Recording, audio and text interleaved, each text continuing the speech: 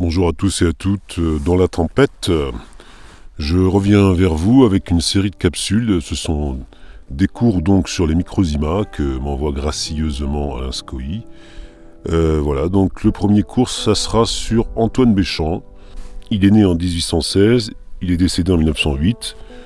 Et petite parenthèse, le 15 semble avoir marqué sa vie, puisqu'il est né le 15 octobre 1816, il est mort le 15 avril 1908. Et il faut savoir que le 15 avril n'est pas une date anodine, puisque 4 ans, jour pour jour, après son décès, a eu lieu, donc le 15 avril 1912, comme vous le savez, le naufrage du Titanic. Voilà, c'était juste une petite parenthèse, c'est assez étonnant, on va dire. Donc, Antoine Béchamp naît en Moselle en 1816, son père est meunier et sa fratrie est nombreuse. C'est grâce à la protection d'un oncle, consul en Roumanie, qui l'amène là-bas qu'il peut faire des études.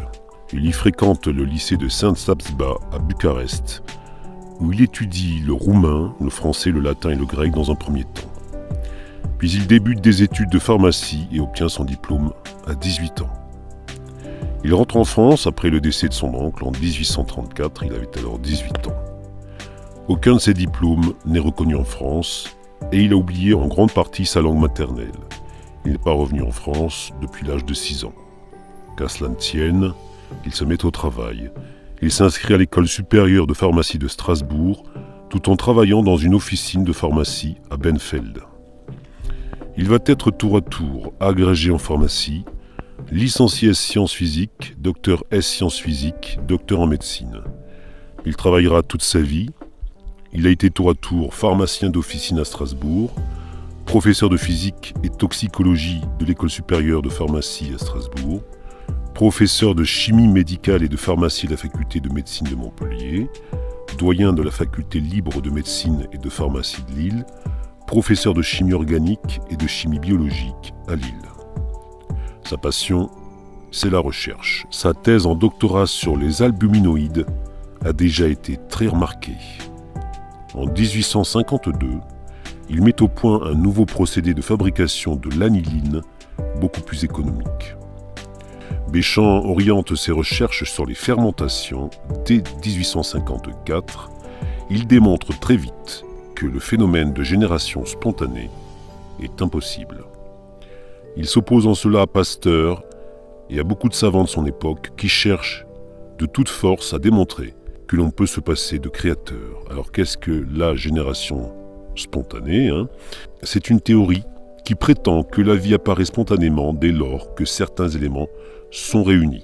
Cette théorie est à la base de l'évolutionnisme de Darwin. Ce travail l'amène à découvrir un rouage essentiel à l'origine de la vie, le microzyma. Cette microcellule organisée bâtit le monde du vivant et synthétise les enzymes ou zymases permettant les réactions chimiques, les combustions et les respirations au cœur des organismes vivants. Le travail de Béchamp est colossal.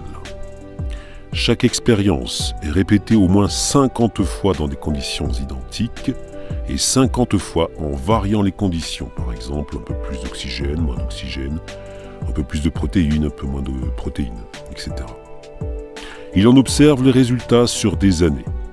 Il ne s'autorise à tirer des conclusions et à les publier que lorsqu'il est parvenu à une certitude. Son travail inlassable et totalement désintéressé nous a valu des découvertes considérables, étayées par une observation rigoureuse et une totale objectivité. Il est le premier à parler de la possibilité d'une contagion par les germes et corpuscules vibrants de l'air, mais seulement pour les matériaux non organisés. Alors qu'est-ce qu'on appelle un matériau non organisé? C'est par exemple un jus de fruits ou un jus de légumes qui serait resté à l'air libre sur une paillasse. Il est le premier à avoir mis au point l'antisepsie, qui bloque la reproduction des micro-organismes, et l'asepsie chirurgicale, qui les tue. Il est sans conteste le fondateur authentique de l'enzymologie et de la véritable génétique. Il a affirmé très tôt que la panspermie est une doctrine erronée, que les microbes transportés par les poussières de l'air proviennent en fait de la décomposition des êtres vivants après leur mort. Son œuvre tout entière est couronnée par sa devise « Rien n'est la proie de la mort, tout est la proie de la vie ». Voilà, c'était la fin donc de cette première partie sur Antoine Béchamp. Merci de votre écoute et à bientôt.